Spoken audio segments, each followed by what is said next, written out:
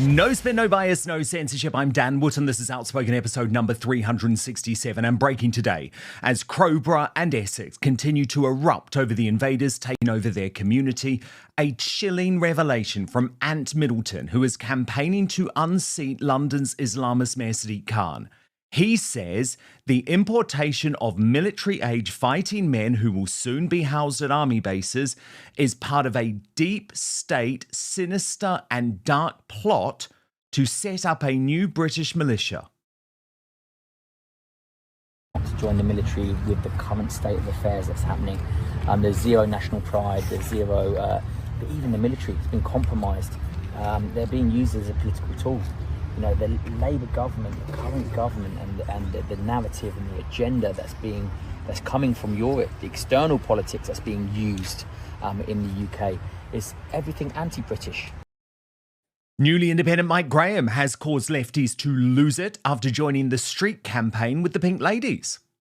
Only yesterday, another one, some Afghan bastard, has come into this country and sexually assaulted and raped a 12-year-old girl. I mean, what is going on? You know, we don't want these people here, right? I don't care about these, BBC types who go, well, surely you're not saying they're all rapists. Actually, I am saying they're all fucking rapists, Because it's the only language they understand, right? We don't want them here. We don't need them here. And they shouldn't be here. Yes. And we certainly don't want them anywhere near this town in Wethersfield, 600 of them being busted over. But he was challenged on camera by Tommy Robinson's Urban Scoop. As you know, you have been condemning Tommy Robinson as a racist for many, many years. You have been accused of racism, and I believe you may have been sacked or kicked out of Talk TV. Yeah. What do you have to say now that you have also been called the same as Tommy? Well, I've had a lot to say. I've already done a big interview. With Dan Wootton, but you're interviewing with me. Yeah, I know, but... You've been calling him a racist, and you are now being labelled as a racist, so what do you have to say? Well, shit happens.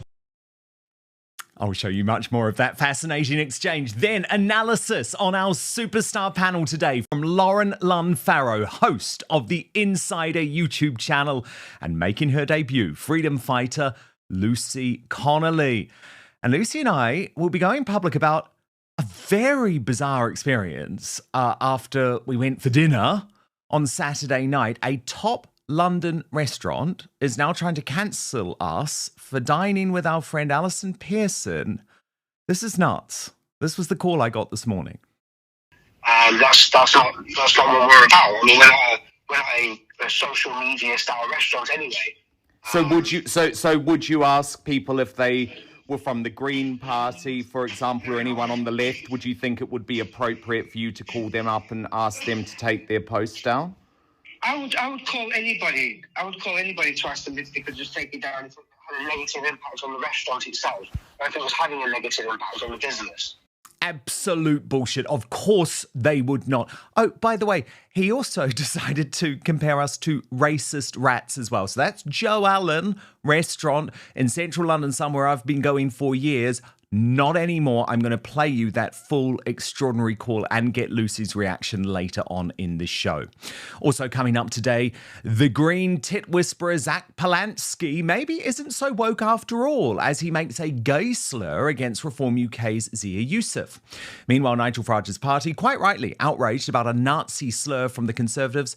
Surely they know better now than calling anyone who they vaguely disagree with Hitler. It just doesn't work, does it? Then, in the uncancelled after show over on Substack, Meghan Markle has a new rich woman providing her private jets as the backlash over her bizarre new Instagram video grows, while Catherine, the Princess of Wales, is speaking out to support addicts. So we're going to team up with the Royal News Network for all the latest.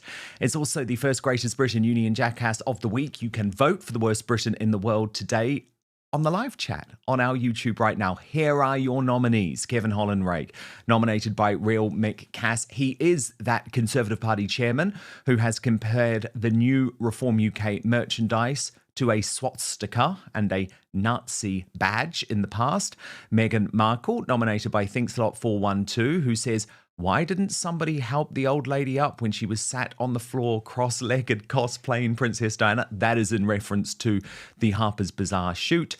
And Zack Polanski, nominated by MattCaz048, this made-up name mess of a man, is simply a trans one policy MP who will tax the rich to pay for gender-affirming and trans care. That's his sole aim in life, isn't it? So, 3 interesting nominees there. Get voting. Let me know your comments throughout the show. I will read out the best before we go today. Do stick with us. Now, let's go.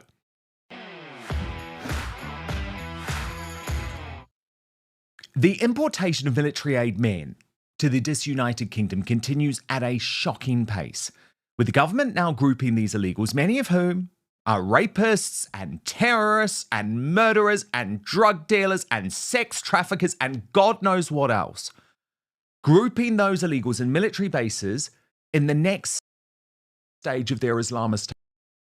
And this is actually now going according to plan. As Gauci report reveals, new insight today, revealing this shocking footage from inside RAF Wethersfield, where you can see illegals caught drinking, smoking, and rolling joints at our expense. This video is the latest in a long line of shocking footage from inside the former military base, revealing wild young men behaving in a criminal manner at our expense. And the takeover is now evident everywhere, as this new viral video showed. Assalamu alaikum everyone. This is London Gatwick and I'm traveling to Jeddah again. It's 20th November today. Again, there is no prayer office security, so the Jamaat is being carried out in the gate. And look, more and more people are coming. Subhanallah. Our Umrah flights and Medina flights filled with more and more passengers. Alhamdulillah. May Allah accept it. But the public continues to be ignored because nothing will stop this plan, even as thousands turned out in Crowborough again at the weekend to oppose this move to import more illegal migrants to their town. Watch.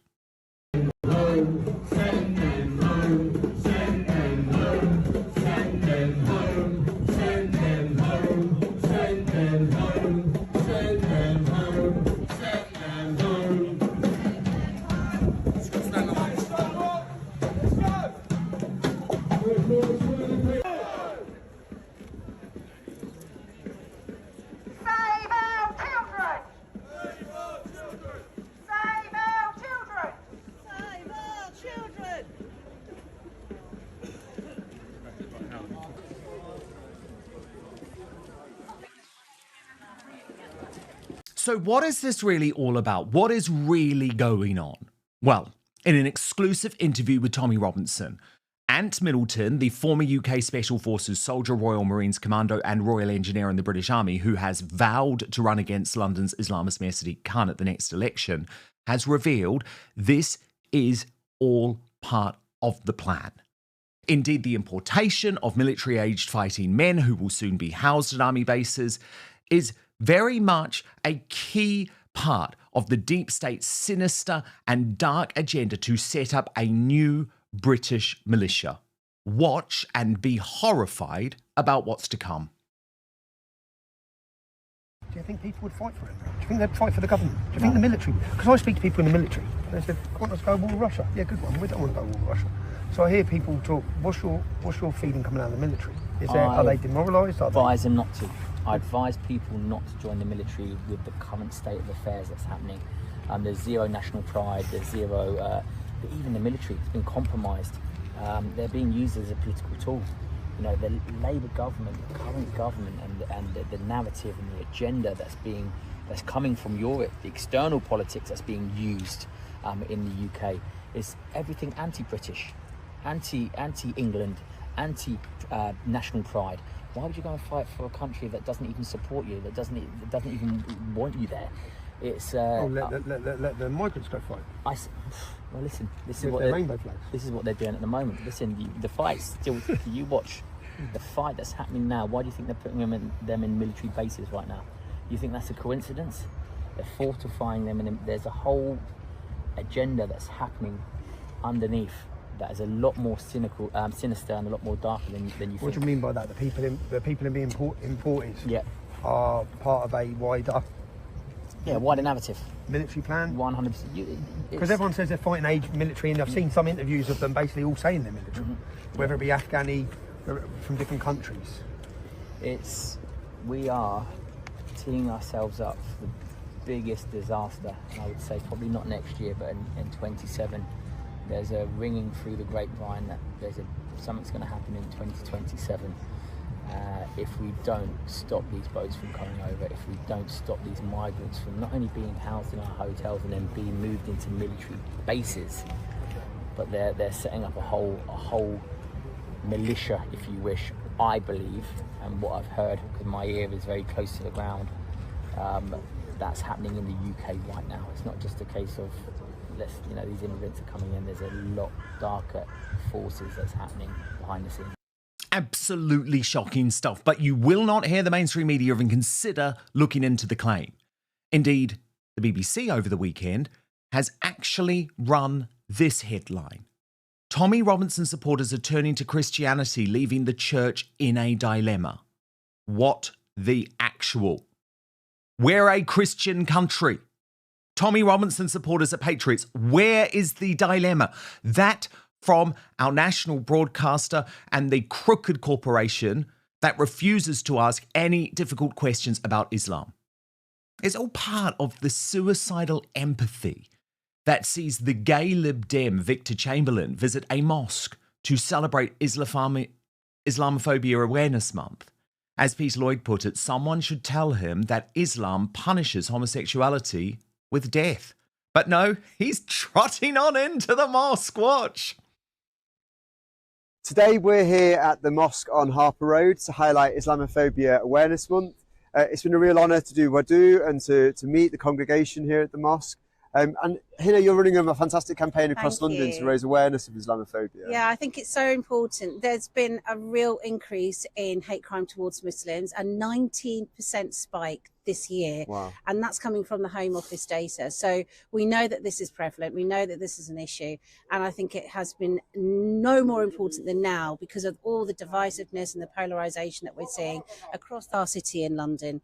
I think this month is important so that we can amplify the voices of Muslims, but also bring communities together. Yeah, and that's what you're doing, Uthman, as a candidate for the Liberal Democrats. That's correct. It is about bringing the community together, all different types of diversities, different religions coming together and making aware of Islamophobia that it exists today. As Hina's head, it is really on the rise, and we need to, as a community, come together and fight against this Islamophobia. And that's what our party is all about. Wake up! Wake up, you absolutely thicko gay man. Meanwhile, over the weekend, the CPS is trying to reverse the decision to throw out the case against Hamit Koskin, convicted for burning a Quran in protest against Turkey's president. As Tommy Robinson put it, he successfully had his conviction thrown out by the High Court. Now the CPS want it reversed. They are desperate to get blasphemy laws installed, stopping any criticism of Islam. All while they kill and rape our people. Keep all eyes on this. And we will. Of course we will. We will in the independent media. But where are our politicians? Who is really going to call out the reality of Islam? Well, I look down under for inspiration. Where Pauline Hanson, there she is, the One Nation senator. I was with her in Brisbane at the CPAC conference earlier this year. An incredible patriot who has, like Tommy Robinson, been absolutely harassed and derided unfairly by the Australian mainstream media for decades. Yet she is still the only one who has the balls to prove the total hypocrisy of the woke Islamist left by again donning a burqa in the Aussie capital of Canberra, in the Senate for a second time. Watch these incredible scenes.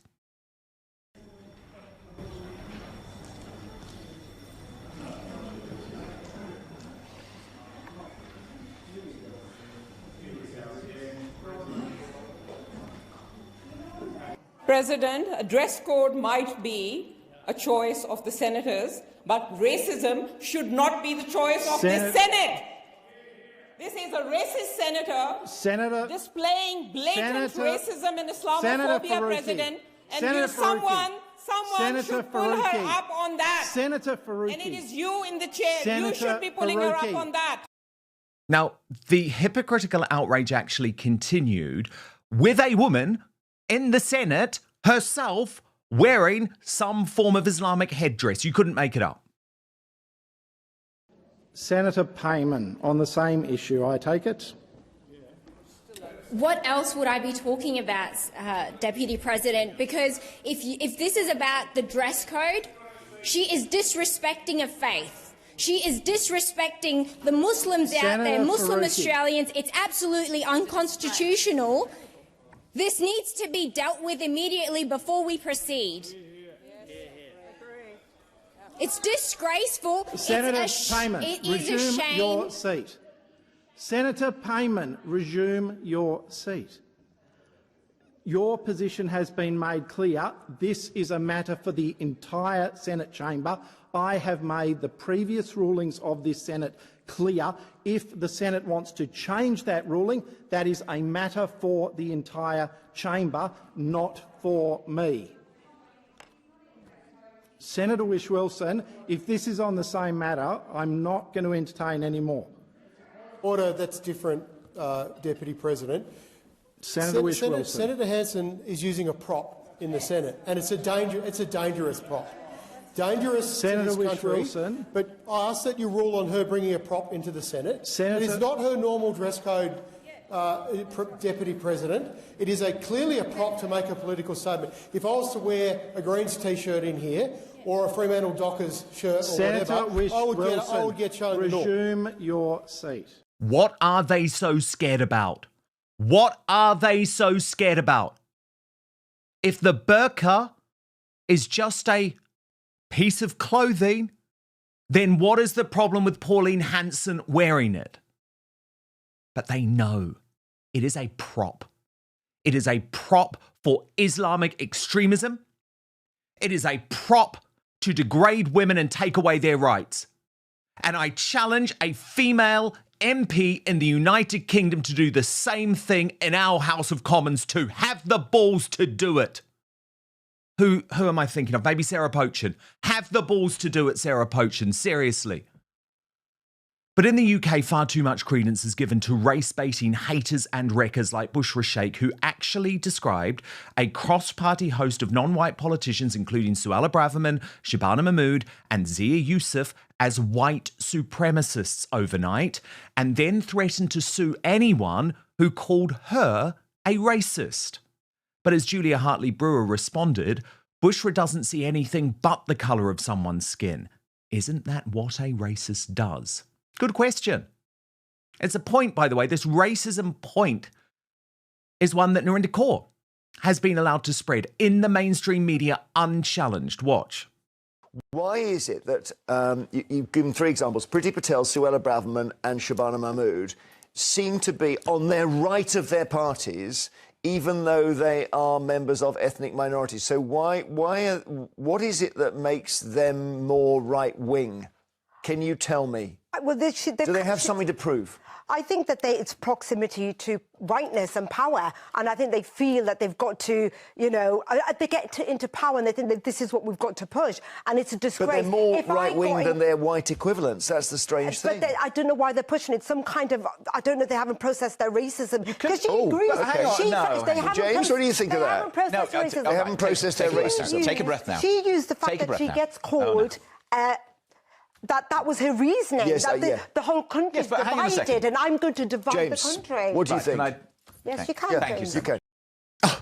What, the white man's allowed to speak? Is he, Narinder? This is ludicrous. It's utter insanity. Not that I have any belief, by the way, in our Islamist Home Secretary Shabana Mahmood, who Alison Pearson exposed over the weekend, blasting an invisible far-right coming for our way of life for questioning the efficacy of the COVID vaccine. As the Star Daily Telegraph columnist put it, this nasty tweet by the now Home Secretary was in 2021. To be honest, I don't think it's the far-right that's coming for our way of life, nor do most British people. And with this corrupt government about to inflict immeasurable financial pain on ordinary Brits on Wednesday in the budget, Rachel from Accounts has reached for the only thing she's ever had, using sexism to try and deflect from her complete and utter incompetence, claiming critics of her are mansplaining, something, by the way, Margaret Thatcher seemed to deal with quite fine 3 decades ago. If you're competent, you can deal with a bit of mansplaining, Rachel, my love. As Suella Braverman responded, stop playing the sexist card to deflect from your appalling record as Chancellor. Your incompetence, ignorance and broken promises are causing untold hardship to small businesses, householders, farmers and working families. Take responsibility, put the country out of its misery, resign. And it is only a matter of time. It's inevitable. I mean, Slippery Starmer is in deep trouble. Deep trouble. And by the way, I don't just mean because he can no longer seem to put one foot in front of the other. Hello. How are you? Nice to see you. Very good to see you. Please keep sharing that footage, given that Downing Street managed to successfully gag organisations like the British Bashing Corporation from using it. How disgusting. And Woke TV literally allowed Starmer to suggest he has brought integrity back to politics after running the dirtiest government in British history. Can I ask you about integrity? You made a promise when you came into Downing Street that you would restore respect to politics. Can you honestly say, hand on heart, to the British public that your government has done that? Yes, and I'll tell you for why. When I came in, I strengthened the ministerial code. I gave more powers to the independent advisor, and in every case where there's been any issue, my ministers have referred themselves to the independent advisor and followed the advice. You've been in trouble with that independent advisor yourself. You've had to talk about the fact you said you were going to recuse yourself from an appointment and you didn't. You've had to apologise over freebie scandals. Honestly, do you really think that your government has had more integrity than the last? Well, as I say, I personally strengthened the ministerial code. I gave more powers to the independent advisor. And the difference now is that ministers know that if there's any issue, they must refer themselves in. You don't think you need to be straight with people and you haven't restored the politics? If you remember what happened before, there was no accepting of responsibility by the then Prime Minister or the government. So you're just slightly less sleazy than the last government? No, it's important we're accountable, and we are accountable, and that's why I strengthened the code. When you've lost the hard left political editor, Beth Rigby of Sly News, though, the game really is up. And that's exactly what's happened for Starmer. Chaos when you were elected, but since the summer we've had winter fuel U-turn, welfare U-turn, Rayner's resignation, Mandelson's sacking, Andy Burnham's leadership drama, the Wes Street in number 10 showdown, pitch rolling in income tax rises only to U-turn. You haven't ended chaos, you are the chaos. Look, every minute that we're not talking about the cost of living is a wasted minute. But this is chaos. But at the same time, we have delivered free childcare for children between 9 months and 4 years. That's a game changer for children when they're in their education and for parents. Do you acknowledge only yesterday we were rolling out the extension of free breakfast clubs. We're freezing prescription charges. We're maintaining the cap on bus fares. So none of the stuff that I've just mentioned, that you're just going to gloss over that and not acknowledge that this is chaotic? No, I'm not. But I'm really conscious of the fact that what the majority of people want to know is, if my number one issue is paying the bills and making sure I can make ends meet, what are you doing about that? And that's why it's important for me to say, these are the measures we're taking. Are you let me put it another way. Are you disappointed about what's been going on in your Downing Street since September? I think that every minute that we're not bearing down on cost of living is a wasted minute. You are the chaos. Damning from one of his biggest bootlickers. And Donald Trump isn't hiding his disdain about the decline of Britain under Starmer anymore either. We get along very well with the Prime Minister. We made a deal with UK. I like him. He's a fine person. And, I think they have some big energy problems. They've got windmills all over the place. They're going to have to start using other methods because their energy is out of control. Talking about in the UK, it's out of control. And he's got that problem. He's got a big immigration problem, as you know, and he's got a big energy problem. And we talk about it. He's a good man. Prime Minister's a good man. You had a chance to speak this week. I haven't spoken this week. Well, that's where I depart from Trump's view. He isn't a good man. He is an evil man running this country into the ground. But I do thank the American administration and Donald Trump for allowing the US Department of State to issue this official and damning missive over the weekend. They wrote, mass immigration poses an existential threat to Western civilization and undermines the stability of key American allies. Today, the State Department instructed US embassies to report on the human rights implications and public safety impacts of mass migration. Mass migration is a human rights concern. Western nations have endured crime waves, terror attacks, sexual assaults, and the displacements of US communities. Officials will urge governments to take bold action and defend citizens against the threats posed by mass migration. Officials will also report policies that punish citizens who object to continued mass migration and document crimes and human rights abuses committed by people of a migration background. These issues have plagued citizens of Western nations for years. In the United Kingdom, thousands of girls have been victimised in Rotherham, Oxford, and Newcastle by grooming gangs involving migrant men. Many girls were left to suffer unspeakable abuse for years before authorities stepped in. That officially from the US State Department. We should all feel this shame about what our leaders have allowed. We must not look away from what our leaders continue to do to us today. Now, the Superstar Panel.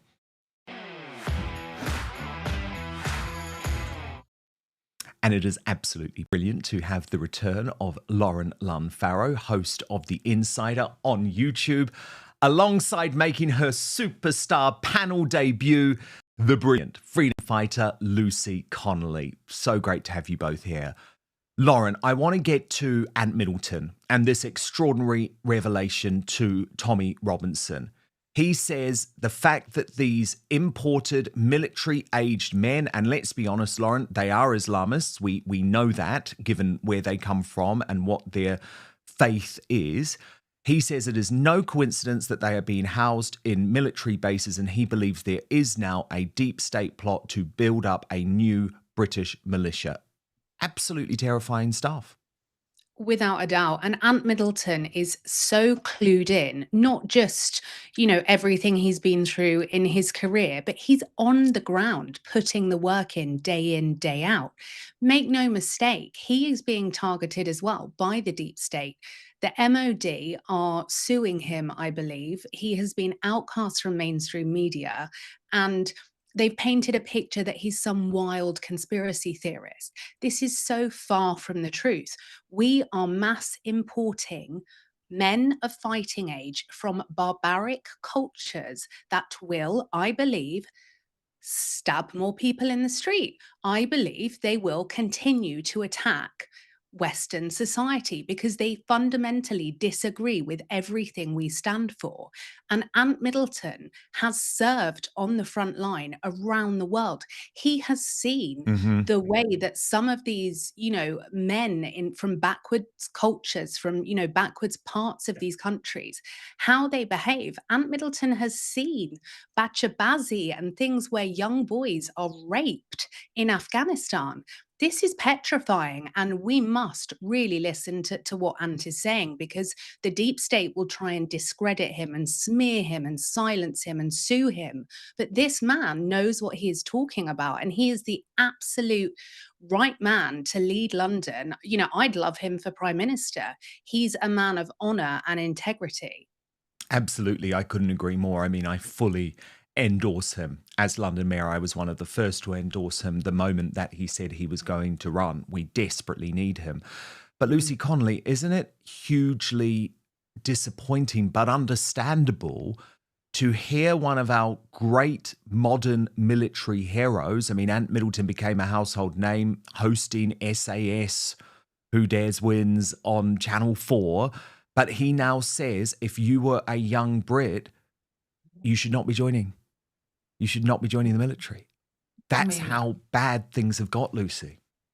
It's shocking, but I can truly believe that that's what he thinks. Would you, I wouldn't want my children going to fight for this country right now, the mess of it. I mean, what thanks would they get for it for a start, and again, you've got somebody that's fought for the country, that's seen things that we'll never see, but because his, what he's saying doesn't fit with their narrative, they just want to shut him down. And then we saw over the weekend another despicable example of two-tier policing. So you'll remember a few weeks back, the Metropolitan Police in London, Sadiq Khan's coppers, as I call them, banned UKIP from peacefully protesting against extreme Islam in Whitechapel, even though they had invited moderate Muslims to join the protest. There's the leader, Nick Tenconi. Well, Metropolitan Police over the weekend posted earlier today, we were made aware of plans for a pro-Palestine protest outside St. John's Wood's Synagogue this afternoon. We understand why the group's decision to protest at this location will cause concern to some communities. There is no legal mechanism to ban the protest from taking place. However, we have used Public Order Act conditions to prevent disorder and disruption. Well, Tommy Robinson replied, why are they protesting at a synagogue, clearly against Jews? There is no legal mechanism to ban the protest from taking place. The Met Police will just lie to your faces to protect Muslims. They've clearly got the mechanisms when the narrative fits. And he then posted, Lauren, the article confirming that UKIP were indeed banned from protesting in Tower Hamlets. So a complete example of two-tier policing in Khan's London. Yeah, absolutely. I mean, London is also an absolute mess. And can I take this opportunity to remind your viewers that the Met Police have so much corruption under their belt. The very people that we are hoping keep us safe and keep our children safe and stop what I believe will be Christmas terror attacks happening. These people could not organize a piss up in a brewery. They are an absolute joke. And they'll let, two-tier policing, they'll let some people do some things because they don't want to be seen as racist. And yet again, we see the Jewish community completely tossed aside by, those in power in London. And it's an absolute disgrace. Jewish people are moving out of London day in, day out, because they are scared, because those in power are not advocating for them. And the Jewish population are the minority in London. But you wouldn't think that. You would think Muslims are. You absolutely would. And the issue that we've got, Lucy Connolly, is that two-tier policing is now so, I guess, infused into every aspect of our lives. I mean, you know that more than anyone else, because of course you were punished in a way that so many on the left aren't when they say things far worse than you ever did. Yeah, I mean, I don't think we can be any more two-tier, can we? Like you said, why is it okay for Jews to feel unsafe in a city that they live, but not okay for Muslims to feel okay? It's not okay for any of them to feel like that, is it? Yeah, again, like you said, they are being tossed aside. I speak to lots of Jewish people who have to put up with anti-Semitism all the time. They walk down the street, they don't feel safe. And the argument is, well, that shouldn't be the case for anybody from any religion or any race. But why is one religion more protected than the other? That's 100% two-tier. There's just no debating that there's not. Breaking today, lefties are losing it over the newly independent Mike Graham making his most forthright and opinionated comments on the invasion of our country yet, which actually has had everyone on the right celebrating the fact that Mike is no longer shackled by the mainstream media. Of course, he was challenged, though, by Tommy Robinson and the crew from Urban Scoop, and I will show you what happened in that confrontation in just a moment. But first, I want to start with Mike's comments themselves. I mean, I was quite amused by Nick Dixon, formerly of GB News, posting, always fun to watch commentators once they no longer have to censor themselves for corporate media. Mike, I'm afraid we're going to have to let you go. They're all effing rapists. And I have to say, I mean, it was a hell of a speech from Mike Graham. I want to show you some of the key points, including the areas that are causing the lefties to erupt. He started by calling Slippery Starmer a bit of a rude word. Welcome to Chelmsford, where the weather has obviously been organised by Keir Starmer, that complete and utter fuckwit. I'm sorry, I don't know if there's too many children here, I don't want to swear too much, sorry guys. But there might be a bit of swearing, you know, because Keir Starmer, a bloke who now can't actually walk in a straight line without tripping over, right? I don't know if that was Angela Rayner who was tripping over, by the way, over in... I see it went on fire as well, COP30. Despite the fact that they've completely driven coach and horses through the Amazon, it's now on fire, which is causing quite a big problem. But here we are. Listen, I want to thank the pink ladies. I can see a lot of pink out there. You guys should be very, very proud of yourselves, you know, because when Orla said to me last week, would you mind coming out and speaking, I couldn't think of a better way to spend my Saturday, because you guys are a fucking inspiration, honestly. Now, the video that has sparked all of the outrage, though, was when Mike was talking about the criminals. And by the way, they are all criminals who are in these migrant hotels. Watch. Only yesterday, there's another one. Some Afghan bastard has come into this country and sexually assaulted and raped a 12-year-old girl. I mean, what is going on? You know, we don't want these people here, right? I don't care about these, you know, BBC types who go, well, surely you're not saying they're all rapists. Actually, I am saying they're all fucking rapists, you know? Because it's the only language they understand, right? We don't want them here. We don't need them here, and they shouldn't be here. And we certainly don't want them anywhere near this town in Wethersfield, 600 of them being busted over. Welcome to the independent media, Mike Graham. Keep it coming. You can imagine how the lefties reacted. Wokerati Marty posted the video saying, Mike Graham, the disgraced former Talk TV presenter, he's only disgraced in your little woke head, by the way, has just told a pink ladies anti-refugee protest in Chelmsford that all asylum seekers are fucking rapists. And then Alan Gibbons from your party, you know, that's the hard left Islamist mob with Corbyn weighed in saying, this is hate speech, pure and simple. Harry Eccles added, this is gross racism and hate speech. Is it really though? Or is Mike Graham finally just actually expressing the views of his audience, including the fact that his city, London, has been destroyed? And Keir Starmer and his shitty, awful, crappy government are to blame, right? You know why? Because it's got worse since they got in, hasn't it? Only a few years ago, I remember, it was fine to go down the street in London without worrying about getting your phone stolen or your fucking car window smashed in, right? Which happened to me both times, and nobody seemed to think there was anything weird about it. You know, we live in a great country. This is a brilliant country. This is a brilliant county. This Essex town, I've never seen so many Essex girls in my life, apart from when I used to go to Stringfellows years ago. But, you know, you guys are the heart and soul of this country. It's not about race. It's not about colour. You know, there's plenty of people here who are not white. There's plenty of people here who support your cause and support your case, not because they're racist, but because they just want to live their lives.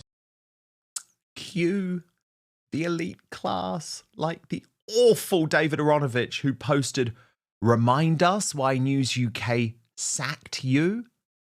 But the point is, I think what News UK has done now is give someone away who actually is going to speak for the people in the independent media space. And he gave a glimpse of how he is going to be different in that space. Watch. And they certainly don't want to be paying billions and billions of fucking pounds to these wankers coming into this country from Eritrea, from Sudan, from fucking Afghanistan, right? You guys know what I'm talking about, right? See some flags here. Surprised the local council haven't come around to confiscate them and lock you up. Because, you know, that's what you get locked up for now. You don't get locked up for raping and assaulting girls. You get locked up for having a flag. It's bloody ridiculous, right? Mike also revealed more details of the plan for his new breakfast show. So listen, I pledge to you, I've been away for a while, on leave apparently. I was never suspended, no. I wasn't even sacked, according to my lawyers, who cost a fucking lot of money, by the way. And I'm going to be back on December the 1st. And guess what I'm going to be doing? Santa! I'm going to be doing a breakfast show. But it's not going to start at 6, because that's too bloody early. It's going to start at 7. And it's going to be on YouTube, and it's going to be massive, right? And we're going to be talking about migrants, and we're going to be talking about why they shouldn't be here, and we're going to be continuing the campaign that the Pink Ladies have done so brilliantly with Ola and all of you, because this is only the beginning, right? Look at the state of that absolute wanker, Keir Starmer, right? Look at him. He wakes up every morning and goes, oh my God, even my fucking wife hates me, you know. He threw his own son under the bus the other day. Can you imagine? Yeah, my dad's the Prime Minister, but he's a twat.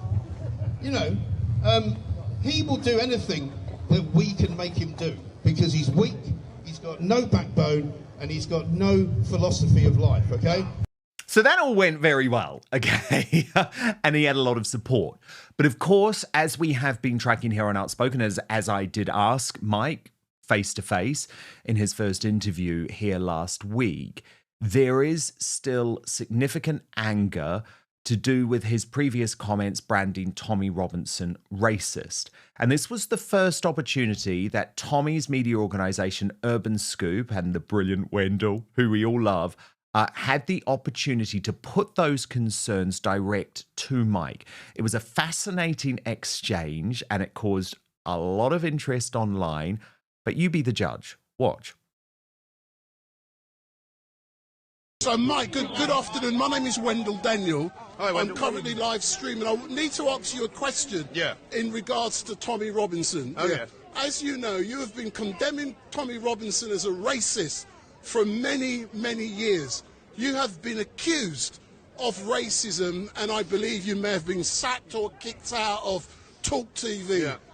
What do you have to say now that you have also been called the same as Tommy? Well, I've had a lot to say. I've already done a big interview. With Dan Wootton, but you're interviewing with me. Yeah, I know, but I haven't really got much to say about Tommy. Tommy and I don't get on.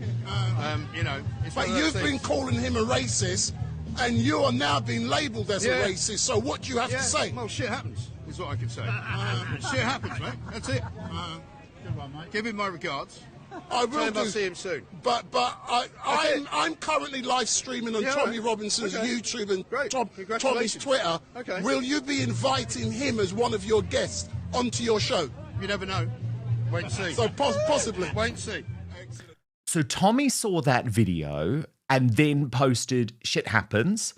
Brother Wendell interviewed Mike Graham earlier at the Pink Ladies protest. He politely confronted Mike, saying he lost his job on Talk after being accused of racism. Ironic, something Mike has accused me of for years while working within establishment media, feathering his own nest.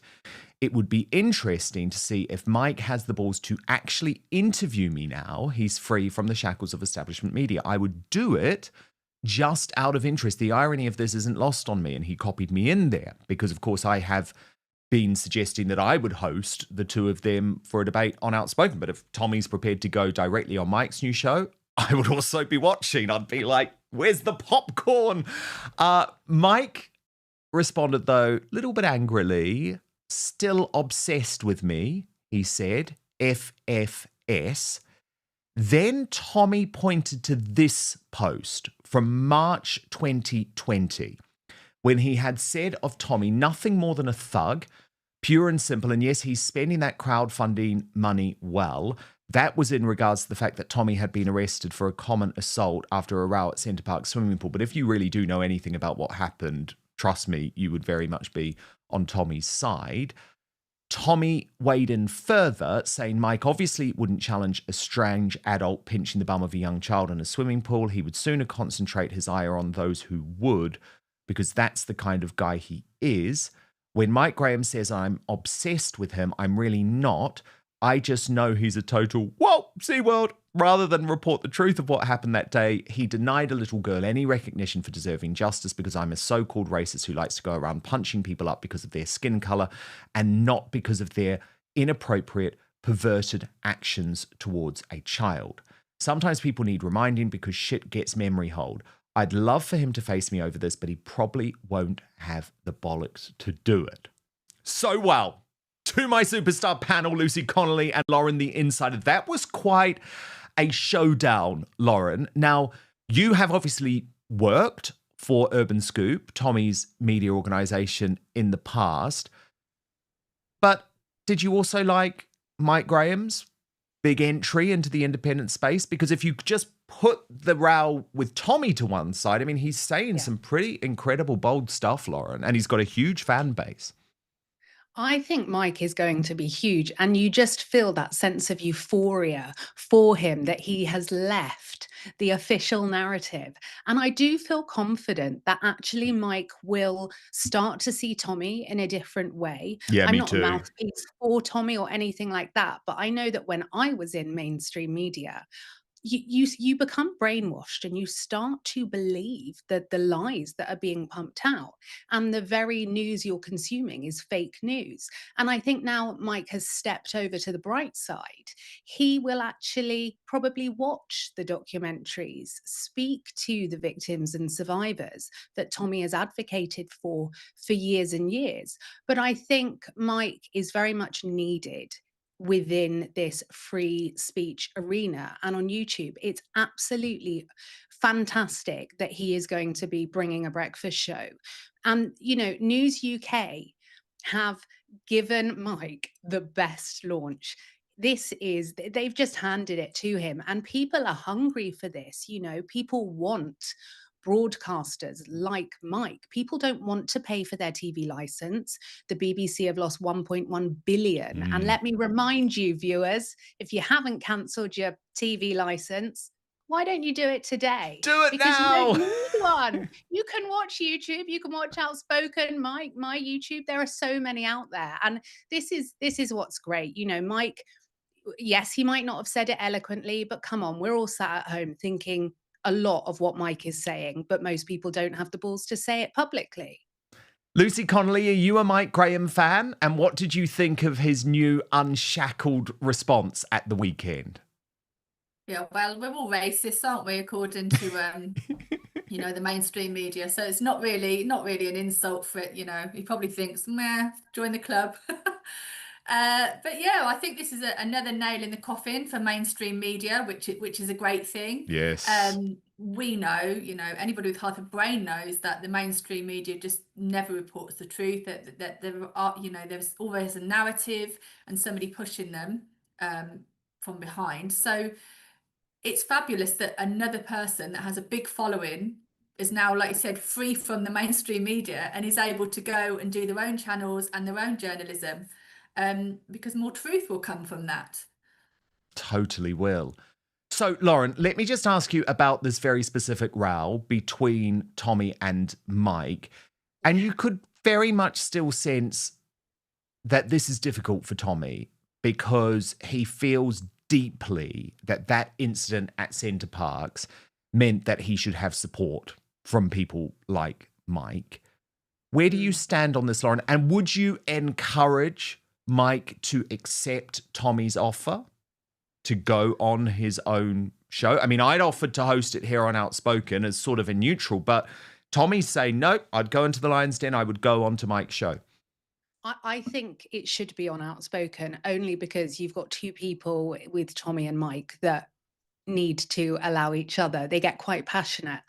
But I think, you know, part of the problem is Tommy is coming from a place where for years and years, the mainstream media have weaponized and distorted the truth. And sadly, you know, Mike has come from that industry like you and I have done as well. And we know all too well how dangerous those narratives are.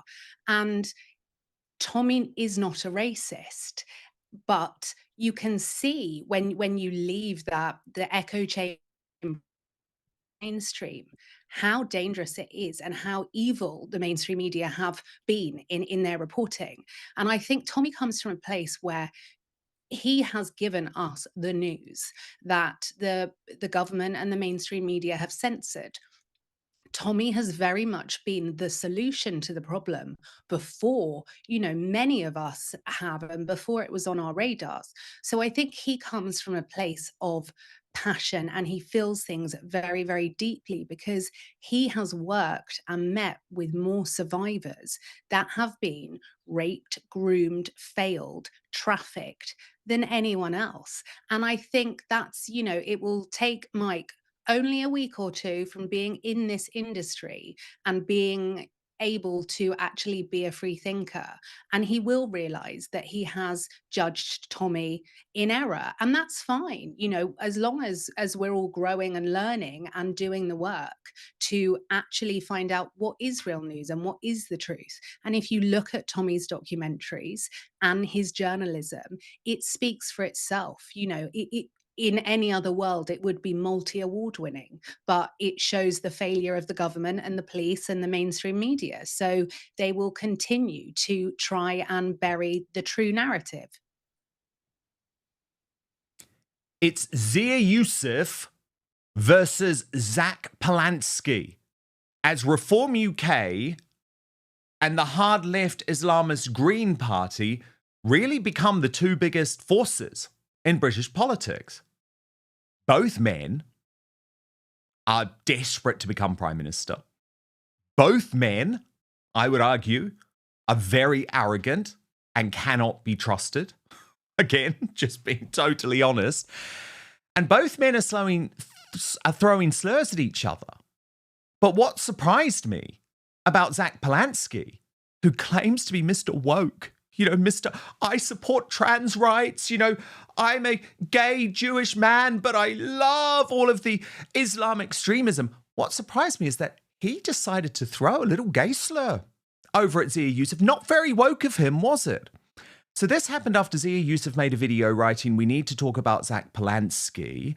And then Zack Polanski responded saying, Zia, I regret to inform you I have a boyfriend. Why the obsession? Laughing face emoji. And of course, what he's doing is playing into these rumours, and as far as I'm aware, they're unfounded rumours, that Zia Yusuf is in some way a closeted gay man, given the fact that he doesn't have a wife and doesn't have children and is Islam, is a Muslim. But again, there's zero proof of that whatsoever. And I think it's a pretty low blow from someone who describes himself as being all woke. But this is the video from Zia Yusuf that managed to wind up Zack Polanski. This is Zack Polanski, aka the Breast Whisperer. He came to you and said, can you make my breast bigger through hypnotherapy? And you said, yes, and gave it a go. Yes, Zack is a 43-year-old hypnotist who has tried to grow the size of women's breasts by hypnotizing them. He's also the leader of the Green Party, who are now the second most popular party in the country. So it's kind of important you know what other insane things this man believes. Zack believes that this country should have no borders whatsoever. Not more immigration or more asylum. This guy literally wants Britain to have no borders at all. He wants to stand down and destroy Britain's nuclear deterrent while Vladimir Putin marauds through Ukraine. And when challenged on this, he simply said he would ask Vladimir Putin nicely to give up his weapons too. I want to see everyone denuclearize, including Vladimir Putin. I'm laughing at the idea that Vladimir Putin is going to give up his nuclear weapons because somebody asks him to. He wants to legalize all drugs and outlaw landlords. So in Zack Polanski's Britain, it is legal to sell crack cocaine, heroin and fentanyl, but illegal to rent your flat out. And if you object to any of his policies, he very reasonably simply calls you a fascist. Fascism, fascist, fascist, fascism, fascism, fascism. Fascism! In short, Zack is a lunatic, and such has been the demise of the Tories and Labour that he's currently in second place. Okay, to my superstar panel, Lauren, the Insider, and Lucy Connolly. Now, Lauren, I mean, not a fan of either man, but I mean, clearly Zack Polanski is terrifying. I would argue Zia Yusuf is terrifying in his own way, though. What did you make, though, of that response from Zack Polanski sort of going quite below the belt and making this gay slur? Not very woke, is it? Because I thought his side of the argument, Lauren, were not meant to care about anyone's sexuality. So why did he go there and turn this into a gay thing with Zia Yusuf? Well, he obviously didn't write it because he's not got a funny bone in his body. He is too woke to even consider a joke like that. But what I'm genuinely scared about is, when people go to vote and they go, oh, I don't know, I'll do the Green Party. No, this is what will happen. We already have no borders. The world has already gone too woke. The fact that this man is polling in second place, this is petrifying. And like you said, it is below the belt. I don't care as long as, no one's harming anyone.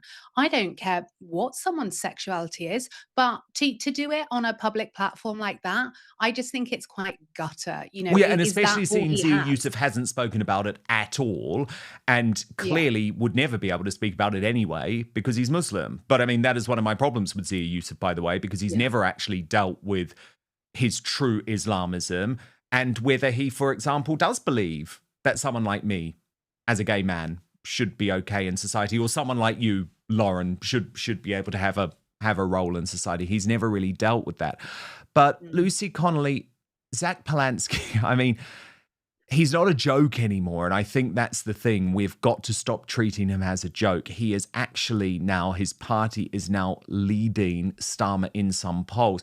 It's highly possible, Lucy, that after the next election, we might have a Reform UK government if things go their way, go Farage's way, but we will also have a Green Party official opposition. That is the chilling reality of what we are now facing in the disunited kingdom because the two main parties have let us down so badly. Yeah, I don't know whether to laugh or cry. I'm with Zia though. I think he is an absolute lunatic, Zack. He's just, I don't know how anybody can take the guy seriously. And, it's, as Lauren said, it's gutter politics. Grow up. The pair of you, grow up. Nobody wants to know what you've got to say about each other on Twitter. They want to know how you're going to get this country out of the mess that it's in. Totally. And there's a lot of this, though, from Zia Yusuf. And there's a huge amount of arrogance there. I mean, look at this post from Sophie Corcoran, because Zia Yusuf was sort of laughing and boasting about the fact that he'd been blocked by Lord Ashcroft. Well, Lord Ashcroft, you might not agree with the fact that he supports the Conservative Party, but, he's a big donor. He's been around along politics a long time, a lot longer than you have, Zia Yusuf. And Sophie Corcoran, Lauren, just responded saying, Zia Yusuf is unquestionably the biggest twat in British politics. I remember Sophie saying that as someone from the right, permanently chatting out of his ass and has far too much to say about other people. And I do find it totally ironic, Lauren, that he's constantly going on like demonizing the Tories. Now, I think I have a right to do that because I've never been a member of the Conservative Party and I didn't vote for them at the last election. I do remind everyone that up until the last election, Zia Yusuf was a member of the Conservative Party and was a donor to the Conservative Party. So some of this holier-than-thou act from him, I'm just so sick of. Yeah, I mean, look, I'm not a fan of either of them. And I think if everyone could just catch up and know that it's Ben Habib and Rupert Lowe that can restore this country, we need those two to join forces because Zia and Zack, it is just petrifying. And I come from the place where I think, under those two, what would my children be taught in schools? What left ideologies that are chilling and dangerous would try and be rammed down my daughter's throats? I would be at a point where, I would have to leave the country. So, let's just hope by some Christmas miracle that we can get Ben Habib and Rupert Lowe to join forces. I know. That's my Christmas I know. wish. Well, I've been wanting that for a long time, actually. Both great men. And of course, Lucy was, there in Westminster with Rupert Lowe just last week because he is one of the great men who have the balls to do that. And of course, if you do go to our YouTube feed, you can watch Lucy's exclusive interview for Outspoken with Rupert Lowe, which really, really is worth watching. She stormed Westminster. It was amazing. But look, I do have to ask about this Nazi slur, which the Conservative Party's chairman, Kevin Hollinrake, has made against Reform UK because one of Reform UK's new sort of merchandise apparently looked like one of these badges formerly awarded by the Nazis. Reform posted on this. The Conservative Party chairman just posted and then deleted a tweet comparing us to the Nazis. This is what the Tories really think of anyone voting for Reform. Will Kemi Badenoch condemn her chairman? Well, she hasn't. She's just said it was a joke today. And Zia Yusuf appeared on GB News with this to say. I speak to too many reform activists. I speak to too many reform candidates and volunteers who are threatened and indeed sometimes sadly attacked because they have been whipped up by this sort of appalling language. And it was not that long ago, of course, that Charlie Kirk was assassinated, in no small part because of extremely dangerous rhetoric. I mean, he was also labelled with these sort of slurs. It's deeply offensive, by the way, to the untold millions whose lives were destroyed by the Nazis. So I'm sorry, if you thought it was a joke, it's certainly not funny. And the fact that he took it down and then put it back up again, and it remains there, tells you everything you need to know about the fact that this is now clearly the official and endorsed view of the Tory party. Lucy Connolly, I mean, I think after everything we've been through, it is pretty shit, the Conservatives just saying, oh, the Reform Party is like the Nazi. Like, grow up. Like, I'm so sick of anyone on either the left or the right of politics throwing Nazi slurs and Hitler slurs. Like, you're demeaning what that was really about. Like, just stop. Seriously, just stop. It's crazy. It's absolutely pathetic. And I think the best way forward with all of these people now is to cut off their oxygen. I don't think Zia perhaps needed to go on to the news this morning and kind of defend themselves. The left are desperate now. They are desperate for. They're not winning, are they? The polls are very much against the left now, against Labour. I mean, I get that Zack is growing in the polls, but yeah. But they're desperate. They're desperate to get anything on anybody. So I don't think it matters what Reform do, what Nigel Farage does. The parties are so scared of him that they'll just get anything on him or drag. We had the whole back when Nigel was 5, he did blah blah blah the other day, didn't we? And I know, and that was all another Hitler slur. I mean, Lauren, I quite like the fact that Kemi Badenoch has not apologized, because I'm also sick. I am sick and tired of people posting something and then deleting and then saying, oh, I'm sorry. Like, I also hate that cycle. Do you know what I mean? It is a cycle designed for the mainstream media. Apologize. So in some ways, I like the fact she hasn't apologized. I think also, though, trying to dismiss it as a joke is a bit ludicrous. Like, it wasn't really funny, was it? Like saying, oh, your logo's like the Nazi. Like, it's not funny. Yeah, there's nothing funny about Hitler. There's nothing funny about the Nazis. No. And to try and make a joke of that, I think is utterly grotesque. And look, I'm all for free speech, and I totally believe in, people airing their opinions. But this, to me, just looks like a really quick way to try and get some press. And then, what you see people talking about it, like Zia on a news channel. And, there is bigger things that these people should be using their platform for. And I would imagine anyone that has been directly affected by the Holocaust is just sickened by the fact that these people are using it as social media bait, because that is exactly what it should never be used for. So many innocent people lost their lives, and for politicians to use it almost as a way to get some traction or, get some hits, which is how it looks to me, I just think is disgusting.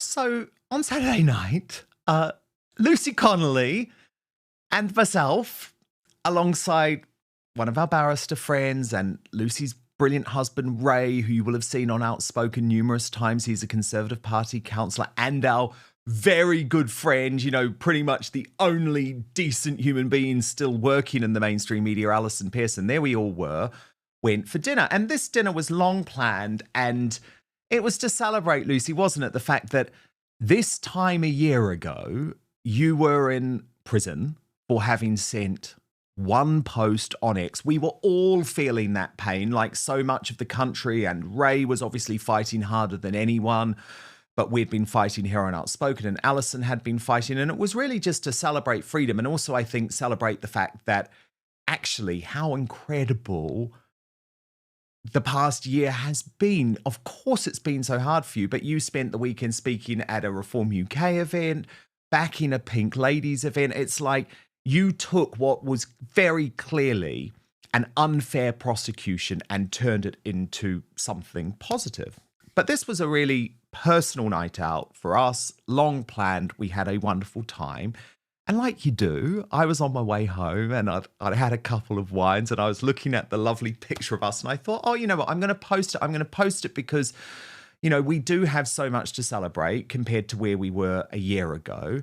And on Instagram, Lucy, I do what you usually do, right? I didn't even really think about it. I tagged in the restaurant that we'd been at, and the restaurant is Joe Allen, and I'd been telling you about it, hadn't I? Because it's like this old school sort of like celebrity and showbiz haunt where like back in the day, you know, some of the greats like Ronnie Wood would go there to get engaged, and I never had any understanding that that would like offend them or that it was a woke restaurant or anything like that. And in fact, Lucy, even when I'd arrived at the restaurant, like one of the guests sitting at the table next to us had like come up to me and said, oh, I love your show, Dan, and I really support everything you've done. So I don't know about you, if I was just like not picking up the signs, but on the night, I didn't sense anything like as if we were not welcome there. Or if, I mean, did you? No, not at all. It was a fab night and everyone just seemed to be minding their own business, getting on with their own thing. I didn't pick up, you know, on anyone's staring or giving us funny looks, like you said, and people just enjoying their time, seemed really, you know, jovial. And no, I didn't feel uncomfortable at all the whole time we were in there. No, I didn't at all either. And so then what happened this morning, I have to be honest, totally shocked me. I received a call from a number I didn't recognize on my personal mobile phone. And I did answer it. I don't usually do that. And the guy said he's the general manager for Joe Allen, the restaurant. And initially I was like, oh, maybe he's like saying, oh, you've left something behind or there's an issue with the bill.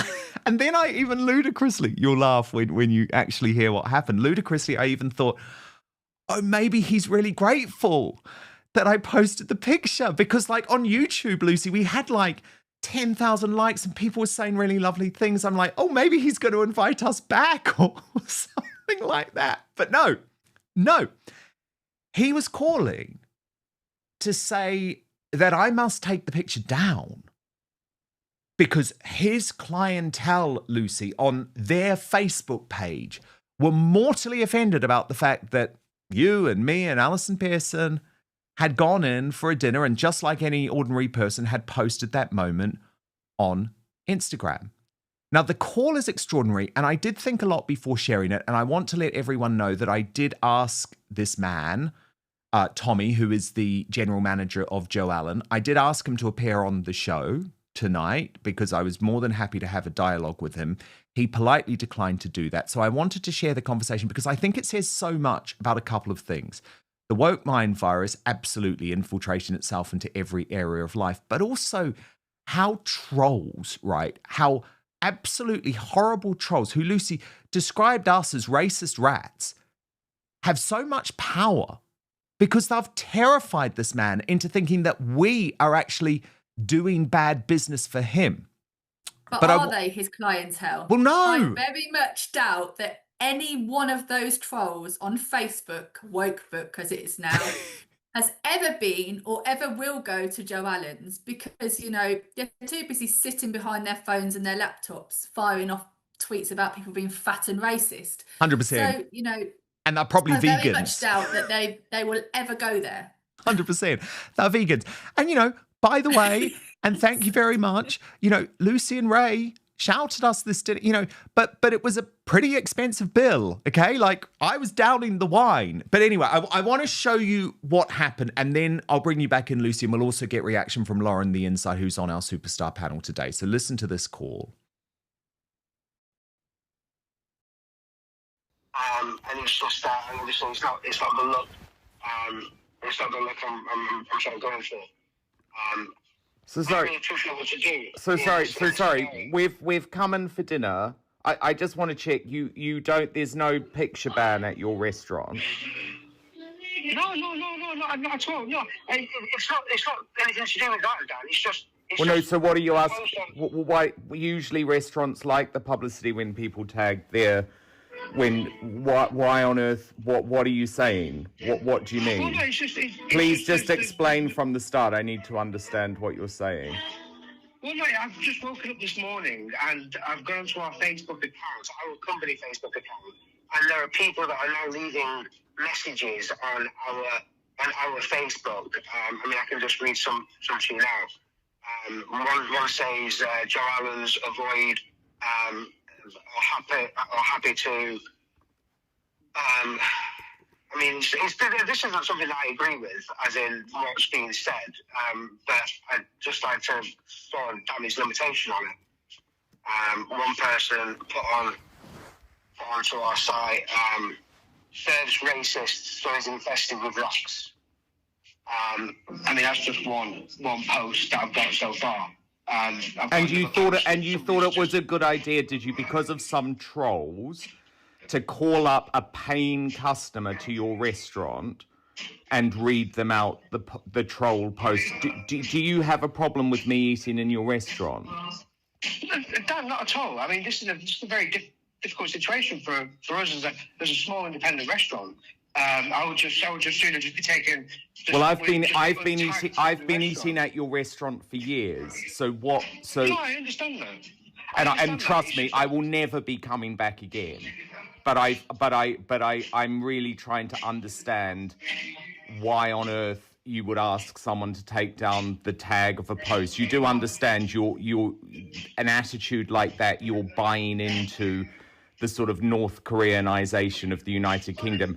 I'm in there. What's your issue? Can you just be clear? What's your issue? I'm so. My issue, Dan, isn't the post, and it's not your post. And my issue isn't you celebrating in Joe Allen's or anything like that. It's just obviously there are people in the world that have been offended by whatever, and no, I don't agree with it. But the backlash on the restaurant is that I don't want people to. I mean, I don't want us as a restaurant to be trolled by anybody, really. That's not what we're about. I mean, we're not a social media style restaurant anyway. So would you ask people if they were from the Green Party, for example, or anyone on the left? Would you think it would be appropriate for you to call them up and ask them to take their post down? I would call anybody. To ask them if they could just take it down. If it had a negative impact on the restaurant itself, or if it was having a negative impact on the business. Yeah, of course I would. I mean, Dan, you would do the same thing. No, I absolutely would not. You don't know a thing about me if you think I would do that. I believe in free speech. I believe in a capitalist society. We were paying customers to your restaurant. What you're effectively saying is that only people who have a particular political philosophy would you welcome tagging into your restaurant. I've never heard something so offensive in my life. And actually, no, I'm not saying that. No, you are saying that. You've literally called up a paying customer to your restaurant and asked them to take down a tag of your restaurant. So that is exactly what you're doing. I find it highly offensive. I think you need to man up, ignore a few horrible trolls, and you should have been absolutely grateful to have us in your restaurant. And I'll now be actively telling people like us are not welcome in your restaurant. And by the way, we're just ordinary people. I mean, I'd love to know what you think makes myself, Alison Pearson, Lucy Connolly, a top barrister, and a Conservative councillor inappropriate people. I don't think you're inappropriate people. Sir, you've literally called me out of the blue on a Monday morning on my mobile phone, having eaten in your restaurant. We paid, how much was our bill on Saturday night? £390. So we paid £390 to eat in your restaurant. Rather than being grateful, you're calling me up and saying you want me to remove a tag on a social media post. what I'm saying, Dan, is I'm saying that... No, just clarify. That is why you called. You're going around in circles. All I'm saying is that... Well, no, you called me. You called me. Well, look, I'm not taking the tag off. I'm not taking the tag off.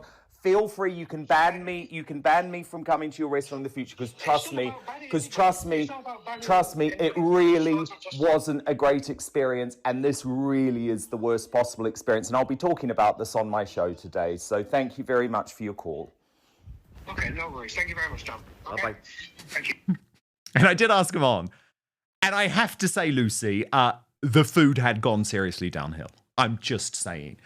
But how did you feel listening to that? I mean, for me, Lucy, you can see the funny side of it, but it is quite chilling. I just couldn't believe that he's like rung up a customer whose, party has spent £390. And he's like, oh, by the way, some of my other apparent social media followers think you're racist rats. I mean, it's nuts. Where's his integrity and his morals? He quite clearly says to you, Dan, I don't agree with this, but however, I'm going to ring you up and tell you to take it down anyhow. I mean, what is wrong with these people? Like, there's no words for this, is there? You're, like you said, prepared to ring up a paying customer, a regular paying customer, and offend them because trolls on Facebook are offended. Is that have I got that right? Yeah.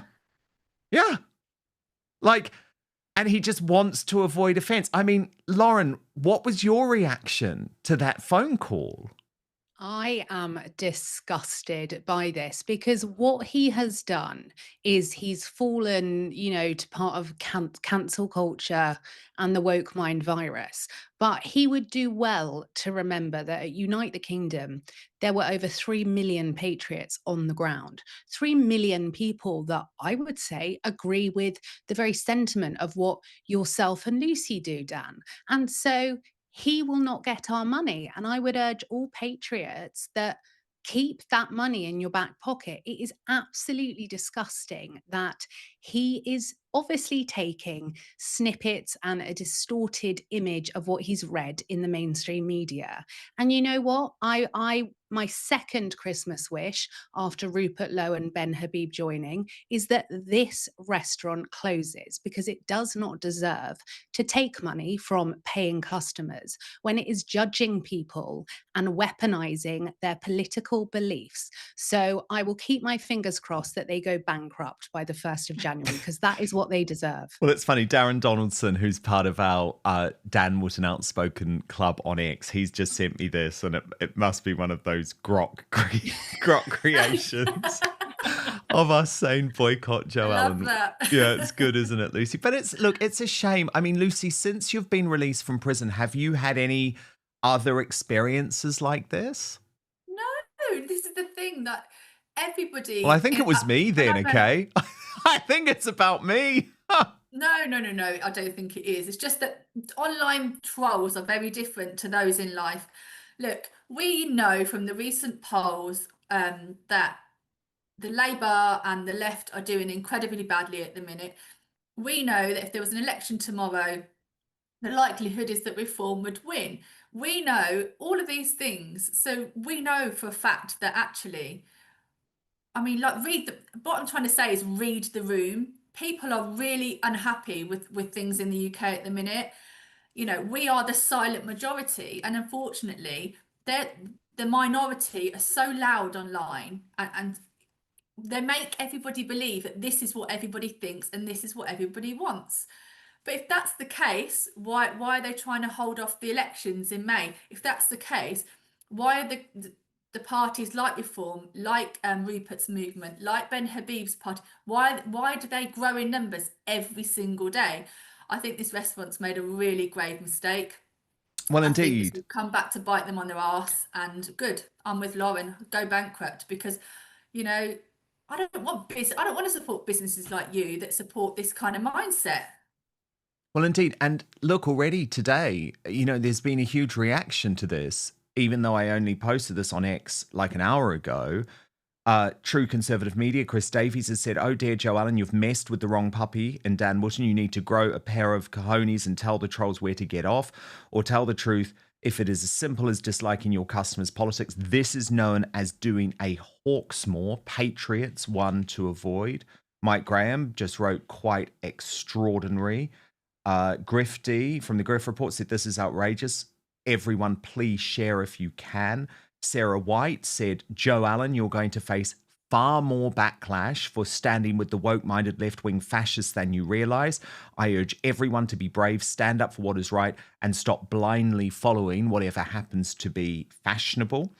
Donna Louise wrote, this is disgraceful. Boycott Joe Allen's. From Stephen Barrett, this is giving in to political violence, which only encourages more political violence. The cowardice is how we got here. Nick Marcel Tanconi of UKIP said, everyone be sure to call Joe Allen's and tell them sensibly what you think of their cowardly and discriminatory behaviour towards Dan, Lucy and Alison for posting a pic. And he's posted a phone number there, 0207 836 0651. That's the number that Nick posted. Gurmeet Singh just called it sickening. June Slater, sanctimonious BS, wrong on every level. Russell Quirk, totally outrageous to be cancelled by a restaurant for attending as paying customers as people with sensible views shared by the majority of the public. We must not let the left dictate who we are, where we can go, and what we believe. Baldy Boy, I'm the owner, Dan, and I haven't got a problem with it whatsoever, but some people here have. We'll tell them people to piss off, go woke, go broke. From Emma Kenny, this is a very bad sign of what's to come if people give in to those refusing to allow others their beliefs. Dan Allah had every right to be there, and the restaurant shouldn't be put under pressure to police their clientele. Professor Norman Fenter, shocking response to Dan Wootton by Joe Allen Restaurant after Dan, Alison Pearson and Lucy Connolly had a meal there. And from Bernie Spoffworth, the extremist hunters are modern day witchfinders. Anyone who doesn't agree with their worldview, hunted down and destroyed, fight back. Millions of ordinary people stand with you. Be more like Dan. Oh, thank you, Bernie. And the thing is, Lauren, I did feel I had to fight back here, and people will maybe think I'm being extreme here, but this is the thin edge of the wedge, because think of where this leads. Think of what happened to Charlie Kirk. Honestly, there are direct links. You know, conservatives in America were being banned from restaurants 5 years ago. Okay? There is a clear correlation of where this leads, and it's dark. Yeah, I mean, would he have done that to someone in a burqa? No, he wouldn't. Would he have done it to someone in a headscarf? No, he wouldn't. But he thinks it's okay to do it to you, and it's not. And Dan, I'm so fed up of, in our Christian country, we now have so many people having festive parties because apparently Christmas is offensive. So do you know what I'm going to do? After this show, I'm ordering myself a Union Jack tracksuit and I'm going to carry a little Christmas tree, and I don't give a toss who I offend, because like you say, the very fact that, you know, anyone would say this wasn't a big deal, this is actually a huge deal, because it starts here and we know where it leads, and it's dangerous. 100%. 100%. That was my point. Oh, gosh, Lucy, we know how to cause a bit of trouble, don't we? But we had a great night. It's always us, isn't it? It's always us. It's always us. But I mean, it's exhausting sometimes. But like at the same time, I just refuse to go quietly on this stuff now. Like, I would rather not be welcome at any restaurant. You know, I don't give a damn. But I will not sit back and watch this type of two-tier society emerge. And I mean, in my view, restaurants have to know, if you play this type of bullshit, then we're going to call you out. But Lucy, what a brilliant day to have you making your superstar panel debut. You were absolutely brilliant, and amazing to have you alongside Lauren Lunn Farrow, whose brilliant channel, Lauren the Insider, is a must subscribe to on YouTube. Lauren, Lucy, we will see you both very soon. Thank you so much. Thank you. And of course, we will be revealing today's greatest Britain Union jackass in just one moment. First, to your feedback, though, lots of it coming in. Ian Medford at 4855 says an army, and this is in regards to Ant Middleton's warning, an army is a group of armed men with a common purpose. They brought in the manpower first, next they'll bring in the weapons, and proof a hostile invasion force appears from nowhere. Anthony Whiteman says, when is our country and our people going to wake up and stand up for our rights? It is clear that this Labour government does not give a shit about us and they will not listen. Greens, Labour and Tories out. MD on our new superstar panelist said, clever. Lucy Connolly is now a thorn in Starmer's life. What a right tool he is. And Simon Brandy says, 9662 says, I wish Dan could get Mike Graham and Tommy Robinson to shake hands and move on. Tommy has been persecuted for years, so I get his grievance and why he goes on the attack. But Mike is not the enemy. Sort him out, Dan. Well, of course, I have offered, and my offer stands to host them both for a respectful discussion on Outspoken. I really think it would be. And Scotty John says, boycott Joe Allens, and Juliet Johnson says, Narinder Kaur and James O'Brien will probably start promoting Joe Allen now, which is a hilarious take on it, and unfortunately may be true. Okay, a reminder of your Union Jackass nominees: Kevin Holland-Rake, the Conservative Party chair, for comparing the new reform merch, to the Nazis. Zack Polanski, nominated by Matt Cass 48 for his trans extremism. And Meghan Markle, nominated by Thanks a Lot 412 for saying that she is cosplaying Princess Diana. Okay, and I don't have the results here. Do we have the results in somewhere? If someone just let me know. In third place is Kevin Holland-Rake with 9% of the vote. The runner-up is Meghan Markle with 29% of the vote. But today's Union Jackass with what percentage of the vote? 62%. The Green Party leader, Zack Polanski. Now, today's Greatest Britain is one close to my heart, and some of you have already been absolutely brilliant in your support of this over the past few days. But it's George, and George is an incredible 15-year-old, nominated today by Kaz Quinn. And George is a son of a friend of mine who had a very difficult start in life, actually, and spent a lot of time in his early days in hospital. And he has now just been diagnosed with a very rare form of cancer, and he's going to be spending Christmas at London's UCL hospital with lots of other brave youngsters who are fighting cancer. And we just want to give them the best Christmas party ever. George's amazing dad, Rob, who is a friend of mine, started this fundraiser. It has caught like fire, which means they're going to be able to do something incredible with it. So if you do want to support George, all you need to do is just scan that QR code. And it's not just George, actually. It's all of the youngsters who are going to be at UCL at Christmas time with cancer. Just give them an incredible party. I would be ever so grateful. And I loved this suggestion from Darren Donaldson, by the way, who said, I think Joe Allen, the restaurant, should donate the total of the bill, £390, to the fundraiser for George. What an appalling way to treat paying customers. I will be avoiding. And I just think that is such a good idea, Darren. And if Joe Allen has any sense, they will agree to do that. Okay, thank you so much for your company today. We're moving over to Substack now at www.outspoken.live, where we are teaming up with the Royal News Network for the uncancelled after show today. But I will be back with you live tomorrow, 5 p.m. UK time, midday Eastern, 9 a.m. Pacific. Make sure you subscribe right now on YouTube, turn on the notification bell. And we are also now available as a podcast too, so please do subscribe on Spotify, where you can watch us on video, Apple Podcasts, or wherever you get your podcasts, and rate and review 5 stars if you may. That just helps us. It helps us in the algorithm because, of course, we are an independent podcast. Okay, thank you so much for today, and most importantly, as ever, I promise to keep fighting for you.